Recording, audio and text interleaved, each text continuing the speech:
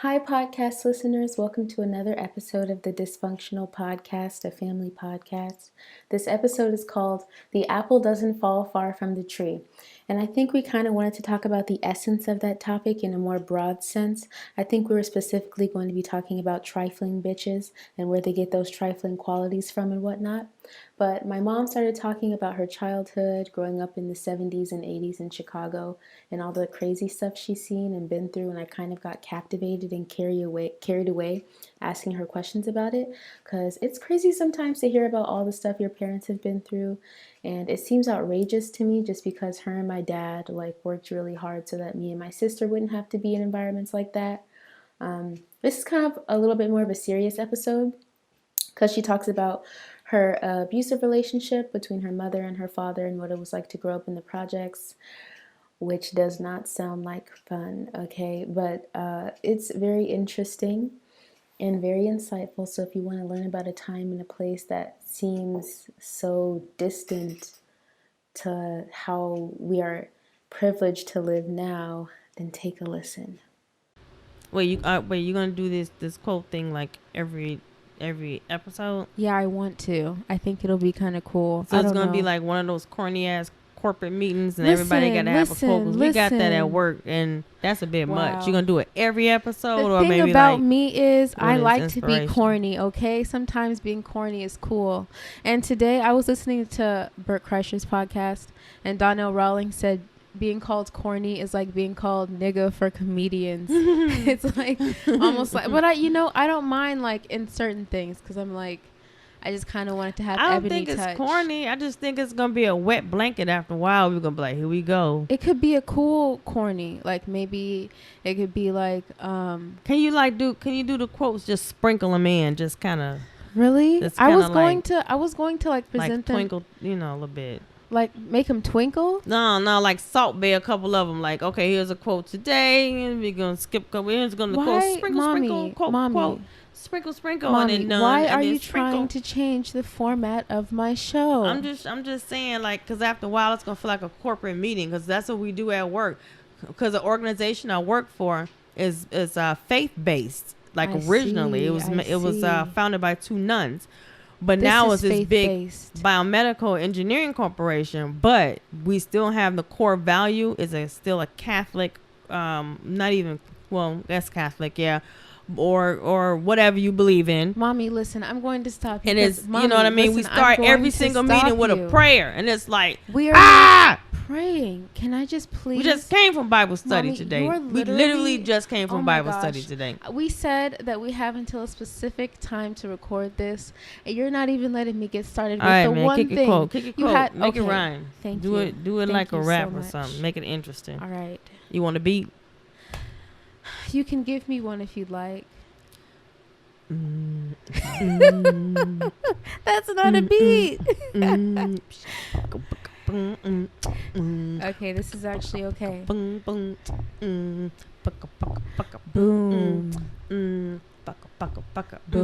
At this point, I'm just adding percussion to you know yours. what? You need to be saying the doggone quote, because the quote is, I think it's a proverb. Maybe aged 10 years. I think it's a proverb. It's the apple doesn't fall far from the tree. Say that. The apple doesn't. And it be some rotten apples, okay, from some tree. old dirty trees. Okay. I've been a witness. You've been a witness to that. I've seen it happen. Okay. Okay, I don't want to say that. But yeah, so you really do think that people can inherit a lot of characteristics from the person that raised them, right? Oh yeah, you and your sister have like some of my best and some of my worst qualities, and your dad's too. Yeah. Oh really? Yeah, because sometimes I'll notice that you'll see something in us and you'll be like, but she didn't get that from me. You got that from your dad. Yeah, I'm like, I don't say that. I don't do that. Yeah. That ain't from me. You know, the funny thing is though, like I see like my sister doing the same things as dad, you know what I'm saying? And I see myself doing like the same mannerisms, even or saying like the same like phrases and stuff. Yeah, genetics, boy. Yeah. Genetics are pretty cool. Genetics are awesome. So like what was your childhood like? Tell me about it a little bit. Like at first it was like okay, and then it was happy, up until about like 4 or 5. Then it just went, or maybe that's when I started noticing it. Oh, I see. But that's when I really started like seeing stuff like, hold on, what the fuck is happening here? You know what I mean? These people are insane. Yeah. But Wow. you know, like you looking around like, oh my God, like well, that's an early age too. So you just see people fighting, and it's like, it's so like shocking. Yeah, I know, because I feel like as a kid you're so used to being peaceful, and then when you see your parents screaming at each other, you're like, why are they yelling at each other? I don't understand. If he puts hands on people, you know, like you be playing with your toys. I remember like in my room was really big. We lived in Hyde Park, and we lived in Hyde Park. I remember it was like on the 2nd or 3rd floor or something like that, and we had a balcony, and the balcony was enclosed. We had a fireplace. It was a dope apartment. It was real long, but it wasn't finished. They were still laying the carpet, so the nails were still like along the edge of the wall. Oh. And you have to be very careful, because if you like nick yourself on it, you know what I mean, it's really sharp. So anyhow, I had my room was really big, and I remember there was my room, there was the bathroom, then my mother and father's room. So it was like, you know, right in the line. Mm-hmm. And I had a whole bunch of toys. Like, my mom bought me every type of toy you can think of, and I had it was, we know what to do with them. So she just had like a big box, like a cardboard box, and we just threw them all in there, and I would play. I was in my own zen. Then all of a sudden, like the screaming, and you like I'm sure it's probably already happening, but this is when I noticed it. Mm-hmm. And then like you looking like, what the hell is going? You know what I mean? Yeah. And like you hearing some words, you don't know exactly what all of them mean, but you know it's not good. And then you hear somebody scream and cry, and you hear like a slap, you know, and it's like, what? Because I didn't get spankings. I think my mama whipped me one time. Once. And, you know, maybe because what was happening to her, she didn't want to do it to me. Maybe it's something like that. But, yeah, I at an early age, I was like 5, maybe 6. I think I was like 6 when I saw that. When you saw it? Wait. No. I was 6 when we left. Oh, when you left. Yeah, I saw it like a couple of years earlier than that, because we lived in that apartment. So you would see your dad actually hit your mom? Yeah, he would like, I saw him like grab on her, and then I would like run in my room. You know what I mean? Yeah. And then finally one day she was like, she had enough, and she dialed 911. We had like a rotary phone. You know what that is? Yeah. Yeah. So we had a rotary phone. I remember it was yellow, and it had a real long cord. Like that cord stretched from the kitchen or the front room, wherever. It felt like it came from heaven. I don't even know what direction that cord, but that phone was long. So she dialed 911 and took me into their room and put me in the closet. And she said, "You remember your address?" And I said, "Yes." You remember this? You remember that? And I said, "Yeah." She said, "Tell the people what's happening." And then she told me, be very quiet, but stay on the phone and talk to them. So I did. So somehow I'm talking to these people, and all of a sudden a shit ton of cops show up. Wow. And they banging on the door, and he's like fighting my mom. They banging on the door, and I don't know if I know they were hitting it hard. So I don't know if fighting each other. No, the police were hitting the door. Yeah, the police were hitting the door hard, like bam. You know what I mean? Like open it, you know. Dang. So I don't know if he opened it or if they pushed it. I don't remember. Yeah. But one of the cops was a lady cop. No, wasn't a lady cop. It was a guy. It was a white dude. I remember him. Somebody said something about the closet, and he came straight to get me and took me straight downstairs to the car. The cop? Yeah, he grabbed my mom. He had me. He grabbed my mom, and it was kind of like they had a plan. You know what I mean? Like the cops had a plan. Like, we're gonna subdue this fucker, and you get the woman and the kid out. Because that's exactly what he did. He went straight to me. He picked me up. He went and he grabbed my mom and he brought her downstairs. And what my mama did that was real smart, she grabbed his keys. She grabbed his car keys on the way out the door. So he could not follow us. Yeah. Because soon after that, she did it for a reason, because soon after that, he kidnapped me and took me to Wisconsin.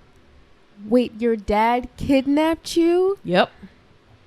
He kidnapped me. This wasn't no Amber Alerts out. Wasn't no fucking Google, Amazon. Wait, how did he even how did he kidnap you? It was parental. It's parental pick you up from kidnapping school or something like that? I don't know where I was. I just know that one day he came to pick me up, and I was like, okay. Yeah. I didn't think nothing of it. Yeah. You know? And I just went with him. Because that's your dad. Yeah. I didn't know what kind of person he was back then. You know what I'm saying? So, but like, how did you feel about him when you saw him hitting your mom? Did you just think, like this is kind of weird, but okay? Like, how did you I was scared because I never really seen that before. Yeah. Like, it's weird. Yeah. You know what I'm saying? And you just, like, don't know what the fuck? Like, what's this? I never seen people, fight. I seen, well, I'll take it back. Yes, I did. Hold on. I saw, or did I see it? Because my auntie used to whoop her husband. But I don't know. She used to beat the fuck out of him. But I don't know if I was there for all of it. You know what I'm saying? I know it happened. Yeah, I did see those two fight. So, yeah, I did see fight. But I never saw, like, a man beat up on his woman like that. I never seen that until then, and that was scary. It was weird. So can I ask you this? Like, do you feel like seeing that, like, from your dad to your mom, like seeing your dad hit your mom, do you think that normalized abuse for you in a way? Hell no, that made me like, fuck this. I wish a nigga would. No. Yeah. So you probably always had like a really like a fiery fighter spirit. Yes, I always had like this thing, like, you're not gonna do, you know what I mean? Because we grew up. I mean, Hyde Park is not the hood, especially back then. It was really nice. It was beautiful, right? Mm-hmm. Well, now it's still nice and it's still beautiful, but it's a little bit different. You know what I'm saying?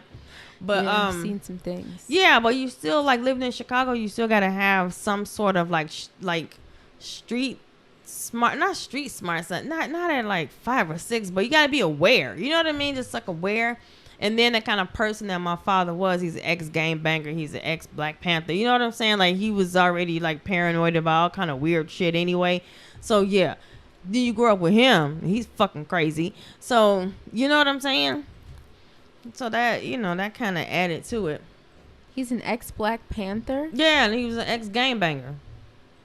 So, did he do one before the other? Or like he did Black Panther first, and then when that kind of like got broken up, then he became a gangbanger. But back then, gangs were different. They were like, they did have like fights and stuff, but it wasn't guns. They were like real fights. And like guys were men, you know what I'm saying? And then they had like they would patrol the neighborhoods. They would like it was kind of like your own neighborhood watch kind of thing, but they was like doing some shady shit on the end. You know what I'm saying? Like drugs and stuff. I don't know about all that, but probably whatever the fuck gangs did back in the 70s, like, I don't in the early 80s, I don't know. Oh yeah, I don't know either. I don't know what they were doing, but whatever it was, I feel like it was drugs in the 80s and the 90s. Probably, but I just remember like the gangs weren't like they are now, and then all of a sudden it got horrible. Like, I wonder why. Like drive-by shootings, like people getting killed for gym shoes, like all kind of shit. We was like, what the hell is happening? Wait, was this like all over Chicago or just like on the south and west side? No, it was like on the south and west side. They wasn't really doing that. on the north side. I know they have like a couple of communities like that, like up north. Hey guys, we're going to interrupt the podcast really quickly because it would not be possible without one of our amazing sponsors. Action. Take disrespect no more, but don't get caught for it. Order you a can of beat down. What you say, girl? Is somebody over there messing with you? Yes. Huh? Yes. Then you tell them. Tell them what you got in your pocket. I got a can of beat down, and it's got your name written all over it. You heard? We come in unisex colors. One for men and one for women. And the best part is there's an easy button.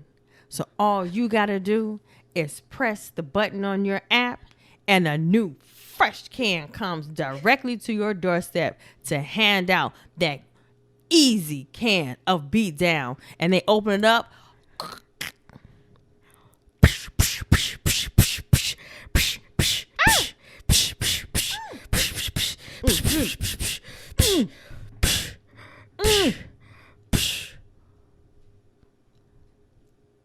Beatdown.com. You heard it, folks. Beatdown.com. Don't ask me about it. You know how to spell it. If you don't, then look it up, fool. Yeah, but Uptown wasn't like that back then. Yeah. It was nice. You can tell. That's the crazy thing. It's like there's literally a line, like a street, where it's like $1 million houses. It and was then really across nice. is like, you know, low income housing. And you can tell by the way that they take care of it too, man. The stuff that I've seen. It was really nice, and all of a sudden it just started going downhill. Now they're trying to like build it back up, which is great. Yeah. But you've already like moved all these people in that can't afford what you're going to build. So what you gonna do with them? Where they gonna put them? Yeah. You know what I'm saying? And that's one thing fair. that kind of upsets me sometimes. And I think we talk about this all the time too.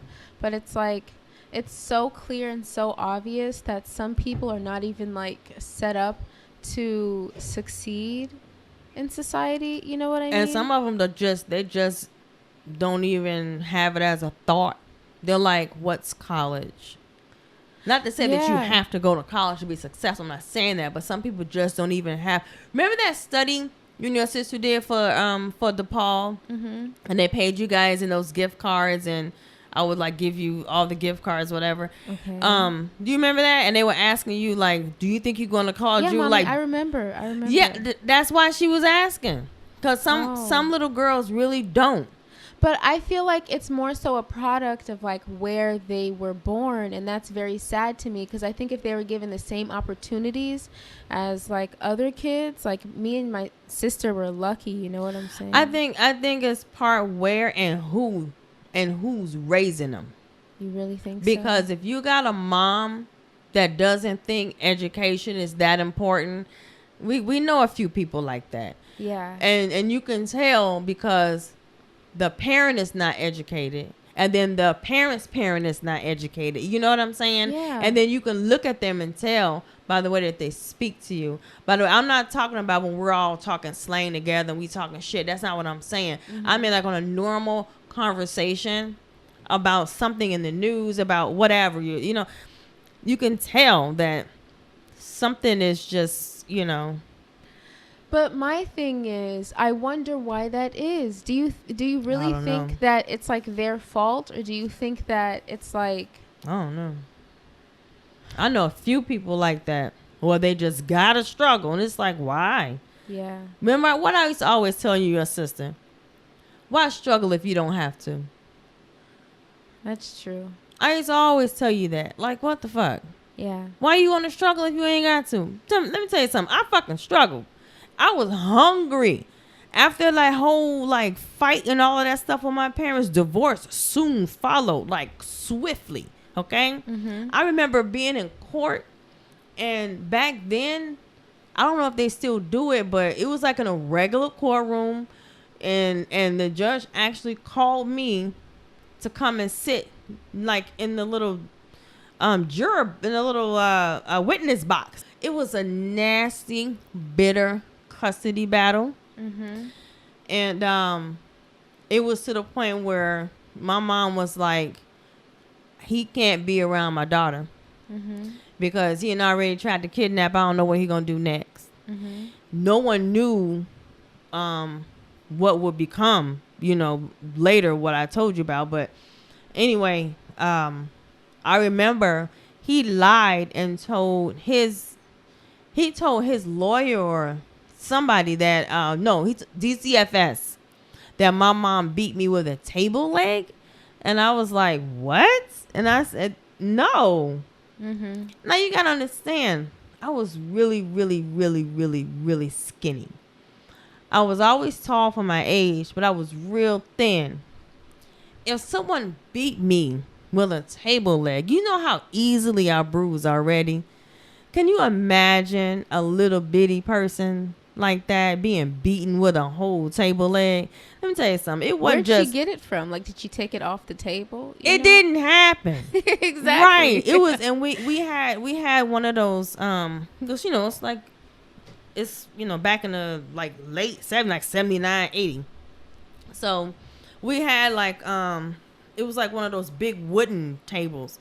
And it had like the big wooden table leg. You know what I'm saying? Mm-hmm. Can you imagine? First unscrewing the table leg. Right. Like, what the fuck? So I was like, when the judge said that, I was just looking at him. I said, huh?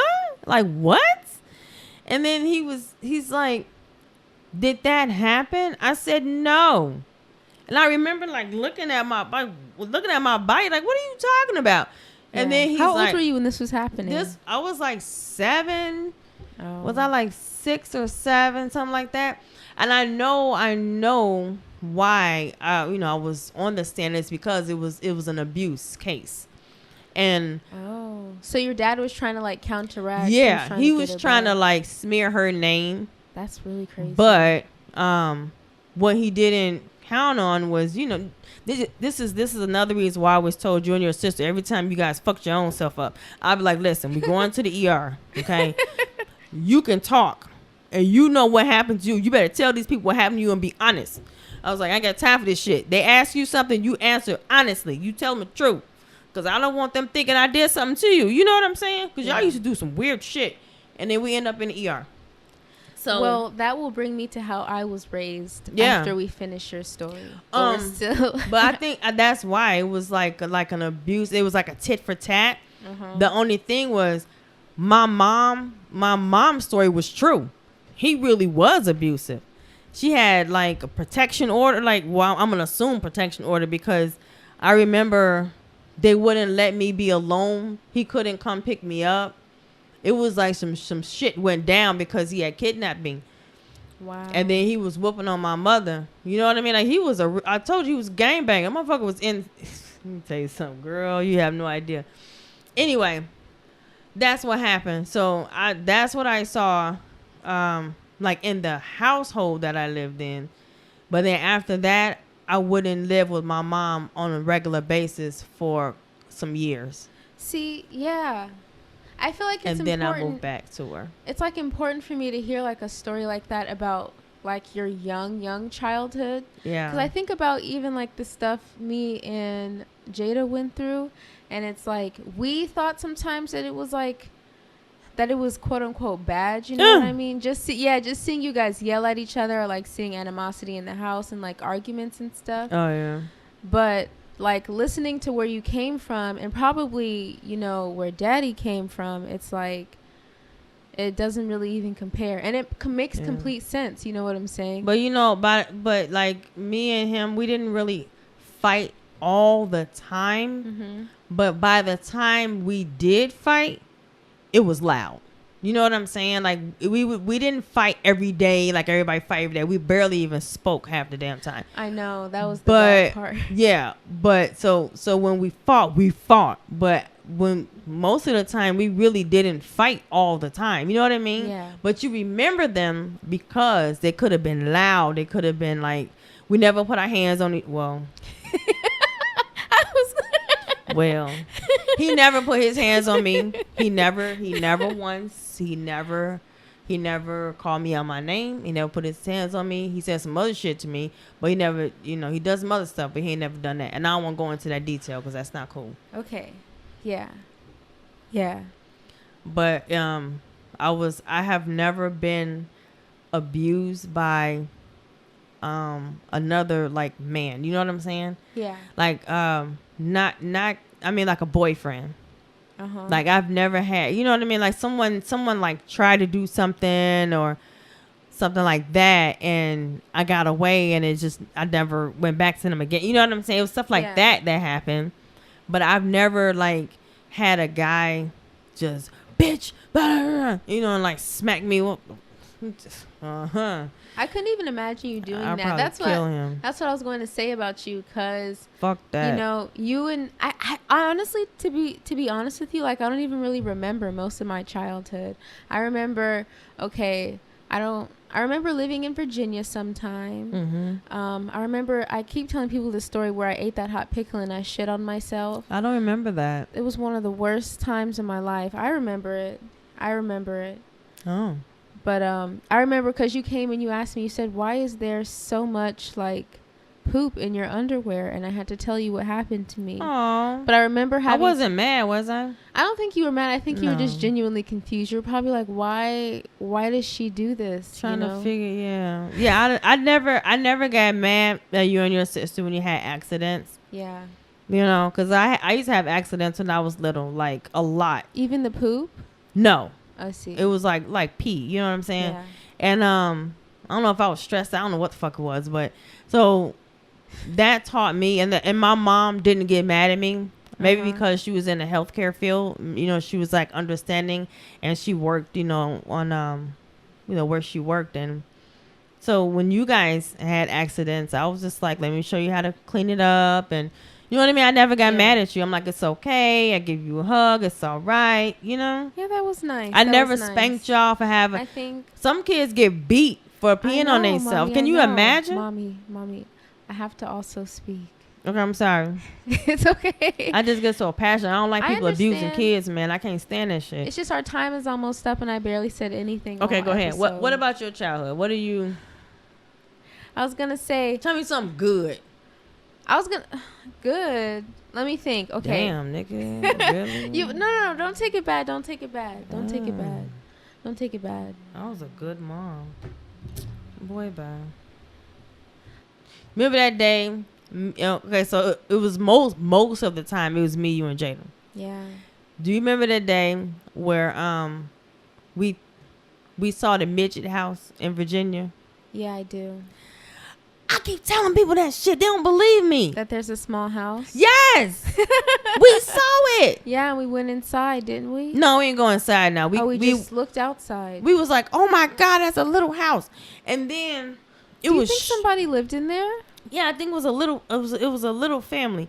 And really? Or a little person, because the door was like slightly small. It was a regular house. That's actually so cool. That but guy it was probably like a boss. Shorter, and then I circled but around. Mommy, you're doing it again. Okay, go ahead. What the hell? Because you ain't saying no. You just looking at me. I'm really trying to answer the questions and stuff. I don't know. While you answer answer that question, can you get that blanc de blanc out the refrigerator? Thank you, and please. We decided to end the episode there, but we'll be back with the second part of that episode in the next coming weeks. Please bear with me. I'm trying to learn how to edit the sound right, and I'm also I'm a little lazy, so I have to get on a more steady upload schedule. But I really enjoy doing this with my mom, so I want to bring you guys an episode at least every 2 weeks. So be on the lookout for that. I'm sorry I keep smacking in the microphone too. But thanks very much for listening. We appreciate your kinship. Have a nice day.